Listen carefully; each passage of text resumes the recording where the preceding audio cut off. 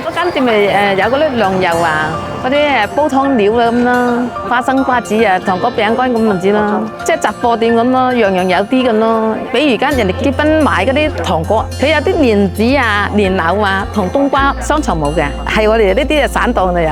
加上用嗰啲煲湯料都係買翻嗰幾樣，蓮子百合啊、沙參肉粥咁咯。佢中意咩就執咩俾佢嘅。好多人問我啊，誒老闆娘咁啊，你咁多樣記得嘅咩？記得呢啲黃皮咁就知啦嚇，再複雜啲呢啲啦嚇，都知道㗎，一樣一樣都調理晒㗎，輸晒落個腦嚟㗎啦，樣樣嘢都好清楚，擺邊呢擺邊呢咁啦。人哋問嗰啲好複雜嘅嘢都呢度出嚟啦。以前我哋係搭對面咁一棚嘅撐遮嘅，依家去嗰度好靚咯。呢個市場多嘢賣就多人嚟啦，我覺得好開心咯，好熱情咁啊！大家都佢幫我買隻嘢咁啊，即係好似一個朋友咁咯。咁我又好多謝嗰啲顧客啦，咁好啦，咁關照係咪啊？一嚟到就揾我。上一個墟仲搞笑，有個阿姨喺嗰邊一直問賣花生瓜子嗰個歡歡咧，有啲人鬧佢，你規咁揾佢㗎，揾我唔得㗎咁。咁係啊，我揾佢㗎咁。而家即係做生意都係好競爭，你一定愛攞靚嘅，價錢有翻實惠咁先得㗎。人嘅嘢係咁啊，好似買多一樣嘢翻屋企唔開心，喺個心掛住係咪啊？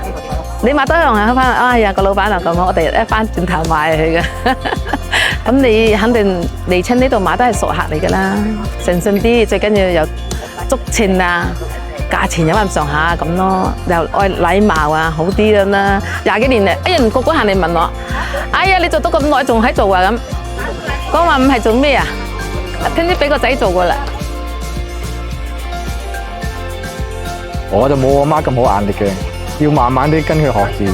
我媽都係經常咁教我嘅，你睇貨咧就要落力眼去睇。係靚你先落，然之後招呼客人咧，你啊一定要態度好啲嚇，問下佢想買啲咩，都係喺市場買下嘢啦。我哋都係已經係屬於路店啦嘛，我都係經營翻我媽個檔口咯，全部要落足眼力睇足貨，咁先至有好客戶嚟噶嘛嗰啲。諗起上嚟喺度20幾年風風雨雨咁啫，做開咗就愛做噶啦。揾兩餐都係咁啦，即係就係辛苦啲都開心咯，都可以嘅啦。